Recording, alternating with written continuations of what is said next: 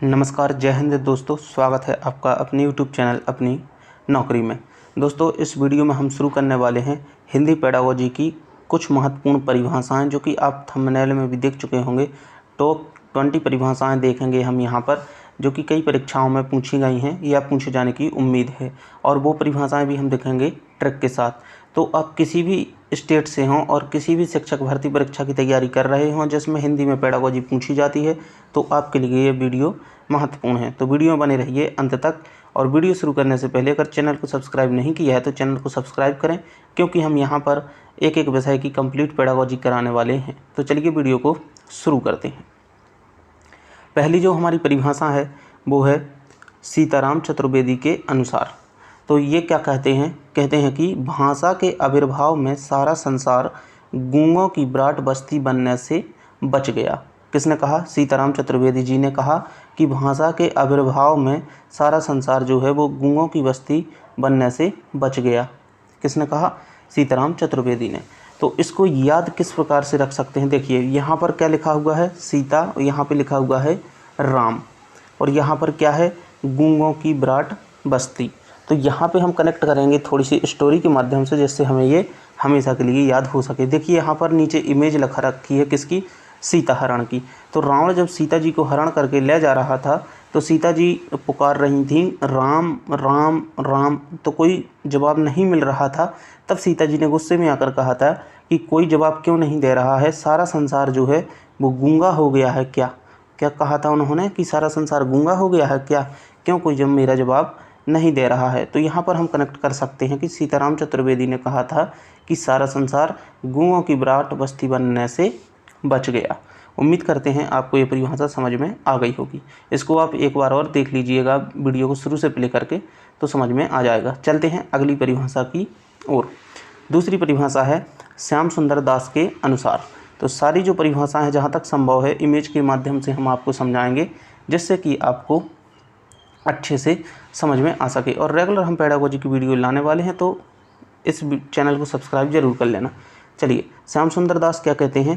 श्याम सुंदर दास कहते हैं कि भाषा ध्वनि संकेतों का व्यवहार है। क्या है? भाषा ध्वनि संकेतों का व्यवहार है। किसने कहा? श्याम सुंदर दास ने कहा। तो यहाँ पर देखिए नीचे बने हुए हैं श्याम। क्या कौन बने हैं? श्याम।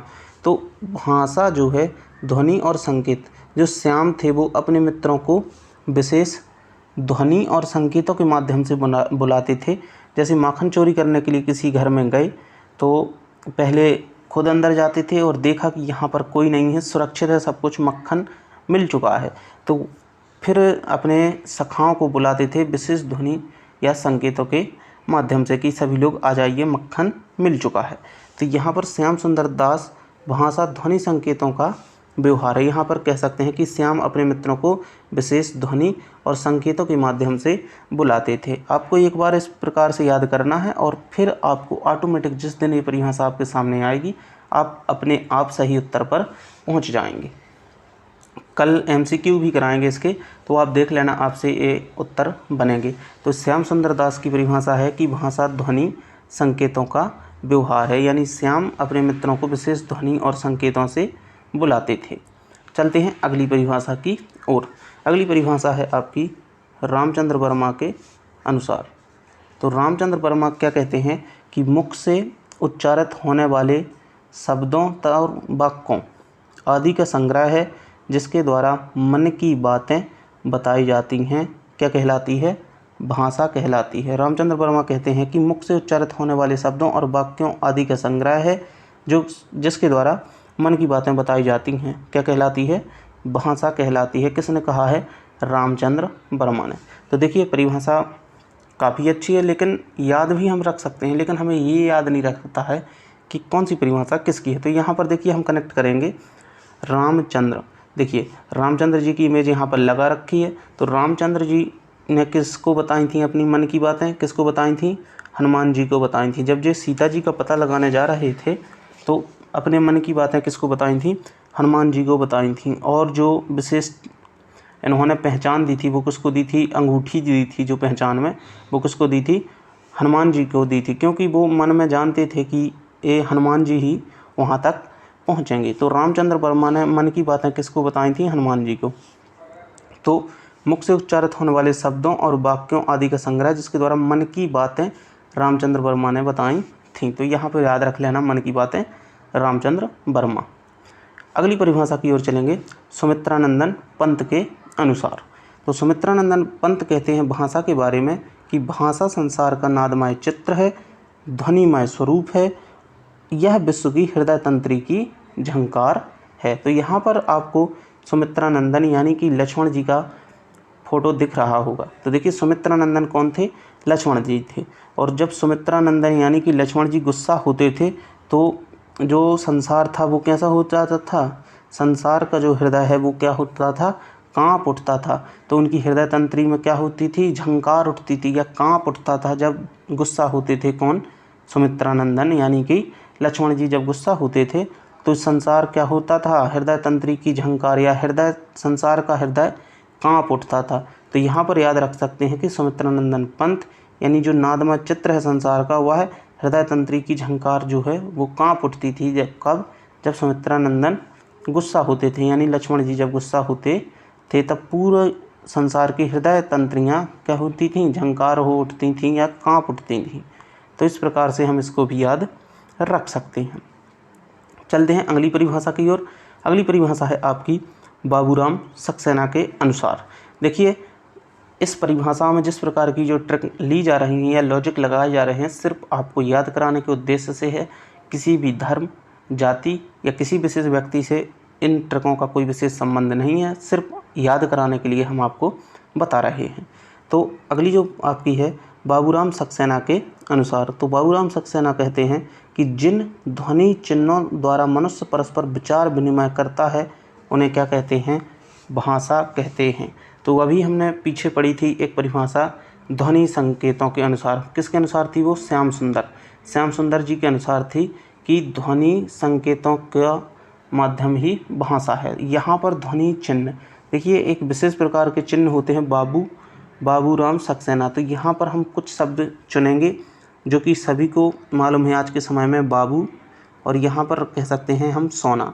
बाबूराम सक्सेना यानी बाबू सोना किन के बीच में चलता है? विशेष ध्वनि या विचार विनिमय किन के बीच में चलता है? तो यहाँ पर आप इमेज देख सकते हैं, बताने की ज़रूरत नहीं है। तो बाबू सोना विचार विनिमय जो है वो विशेष विचार विनिमय करते हैं। कौन? जो युवक होते हैं, युवक और युवती के मध्य जो विचार विनिमय होता है वो बाबू सोना के माध्यम से होता है। तो यहाँ पर कह सकते हैं कि बाबू सोना जिन ध्वनि चिन्हों द्वारा मनुष्य परस्पर विचार विनिमय करता है, ध्वनि का भी यूज करता है और विशेष चिन्हों का यूज करता है, जिसे आप इमोजी बोलते हैं। इमोजी का यानी ध्वनि और चिन्ह मतलब इमोजी का प्रयोग करता है बाबू सोना। तो बाबू सोना के अनुसार यानी बाबूराम सक्सेना के अनुसार जिन ध्वनि चिन्हों द्वारा मनुष्य परस्पर विचार विनिमय करता है उन्हें भाषा कहते हैं। अगली परिभाषा है हमारी आनंदवर्धन के अनुसार। देखिए ध्वन्यात्मक शब्दों द्वारा विचारों का आदान प्रदान ही भाषा है। कौन कहता है? आनंदवर्धन जी कहते हैं। तो आनंद जब आता है तभी हम विचारों का आदान प्रदान करते हैं। हम गप्पे ही बोलेंगे उसको। गप्पे कब हम करते हैं या बातें कब करते हैं? बैठ के सभी लोग ग्रुप में बातें कब करते हैं? जब हमें आनंद आता है। आनंद नहीं आएगा बातों में, हम बातें क्यों करेंगे? तो ध्वन्यात्मक शब्दों द्वारा विचारों का आदान प्रदान ही भाषा है। तो आनंद आएगा विचारों के आदान प्रदान में, तभी तो हम बातें करेंगे, नहीं तो क्यों करेंगे? तो विचारों के आदान प्रदान में आनंद आता है, इसलिए हम बातें करते हैं। तो विचारों का आदान प्रदान आनंदवर्धन के अनुसार। अगली परिभाषा जो है हमारी वो है कामता प्रसाद गुरु के अनुसार। तो देखिए कामता प्रसाद गुरु कहते हैं भाषा वह साधन है जिसके द्वारा मनुष्य अपने विचारों को दूसरों पर भली भांति प्रकट करते हैं। तो देखिए यहाँ पर समझना बिल्कुल आसान है। देखिए काम यहाँ पर क्या है? काम, और यहाँ पर है दूसरों पर भली भांति प्रकट करते हैं। समझना परिभाषा को। तो जब हमारे ऊपर कोई काम हमें सौंपा जाता है किसी भी सामूहिक कार्यक्रम में, तो हम क्या करते हैं? जो काम हमें दिया जाता है हम दूसरों पर थोप देते हैं कि भाई ये काम आप कर लो। तो काम जो है दूसरों पर भली भांति हम प्रकट करते हैं। इस प्रकार से याद रख सकते हैं कि कामता प्रसाद के अनुसार विचारों का दूसरों पर भली भांति प्रकटीकरण ही भाषा है। इस प्रकार से हम याद रख सकते हैं। और एक बात और, क्रम से मैं आपको हिंदी पेडागोजी की वीडियो लाऊंगा, तो दोस्तों के साथ शेयर कीजिए और आप नोट्स बनाते चलिए, क्योंकि ये आपकी परीक्षा की दृष्टि से बहुत ही महत्वपूर्ण है।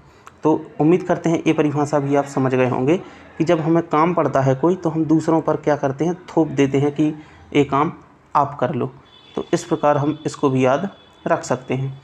चलेंगे अगली परिभाषा के अनुसार। अगली परिभाषा है हमारी सुकुमार सेन के अनुसार। तो सुकुमार सेन कहते हैं अर्थवान कंठोद्गीर्ण ध्वनि समष्टि ही भाषा है।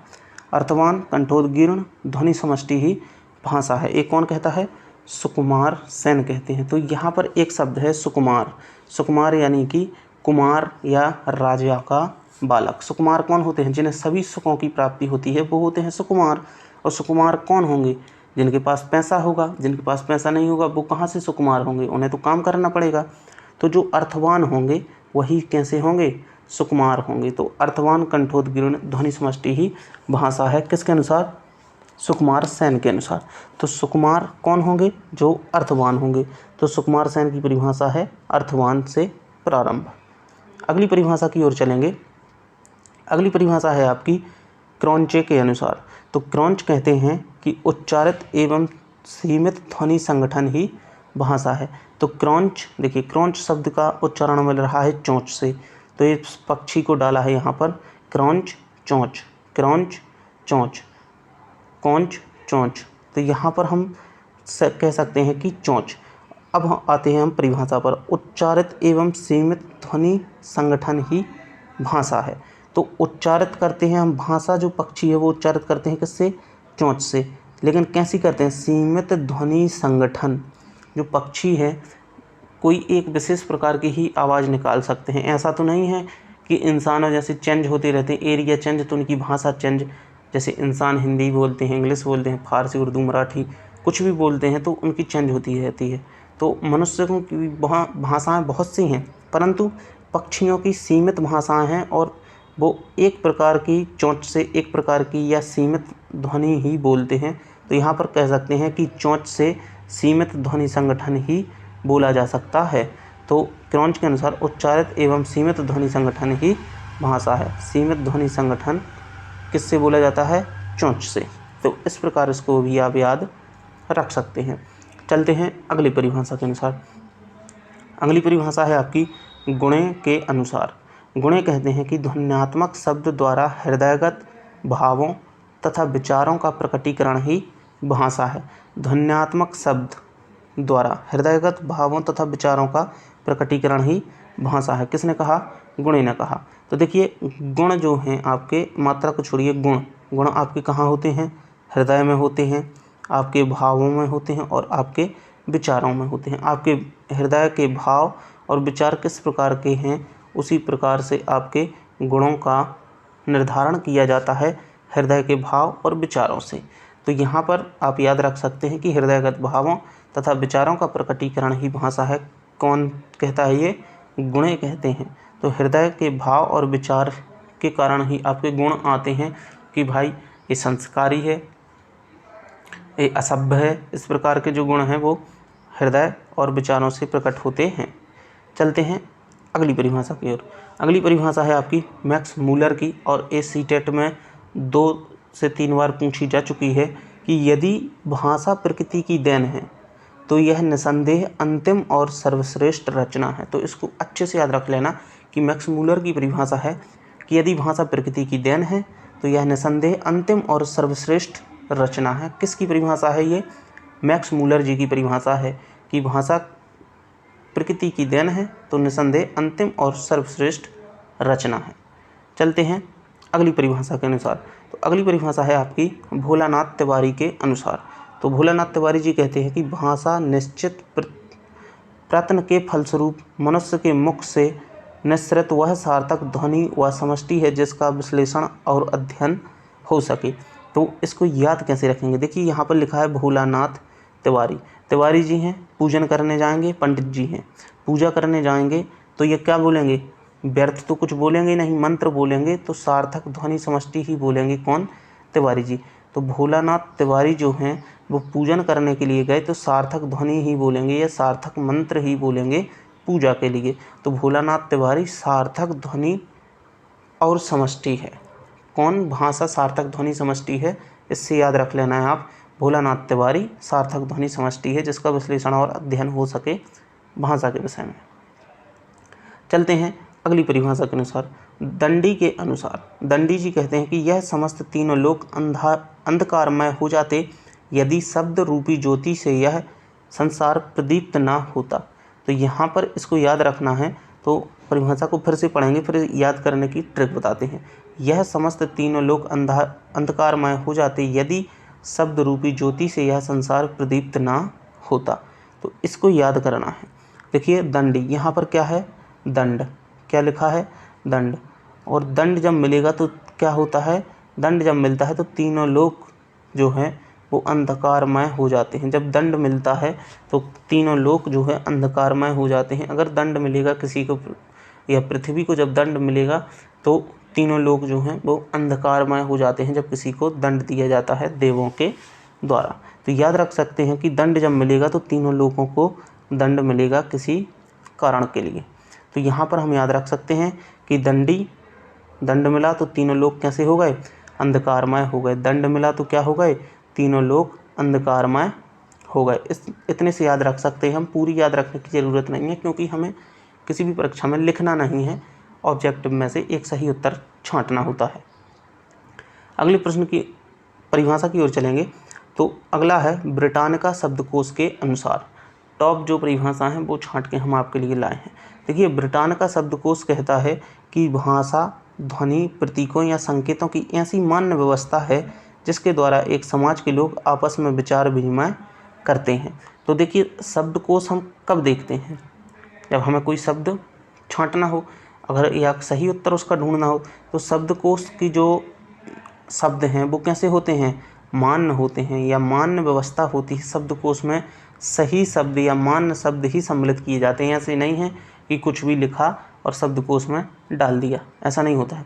तो ब्रिटानिका शब्दकोश से याद रखना कि मान्य व्यवस्था है। शब्दकोश क्या है? ये एक मान्य व्यवस्था है, उसमें जो सही है वही लिखा जाएगा, कुछ भी इधर उधर का नहीं लिखा जाता है। जो सही और ऑथेंटिक है उसी को लिखा जाता है। तो ब्रिटानिका शब्दकोश से याद रख सकते हैं कि शब्दकोश एक मान्य व्यवस्था है। तो इतने से आप याद रख सकते हैं, आपका काम चल जाएगा। दोस्तों ये थी कुछ 15 से 20 परिभाषाएं यहाँ पर डिस्कस की हैं, और एक बार और वीडियो को शुरू से प्ले करके देख लीजिएगा, क्योंकि ये परिभाषाएं कई परीक्षाओं में पूछी जाती हैं, चाहे वो किसी भी स्टेट का टेट हो। तो अगर वीडियो पसंद आया हो तो चैनल को सब्सक्राइब करें और वीडियो को लाइक करें, और कमेंट करके बताएं किस टॉपिक पर आपको ट्रिकी वीडियो चाहिए। हम आपको ज़रूर वो वीडियो लाएंगे। और दोस्तों के साथ शेयर करें, और चैनल को सब्सक्राइब करने के बाद बेल आइकन को प्रेस करें, क्योंकि हम इसी तरह के पेडागोजी सीरीज डेली लाने वाले हैं आपके लिए। मिलते हैं अगले वीडियो में। जय हिंद, जय भारत।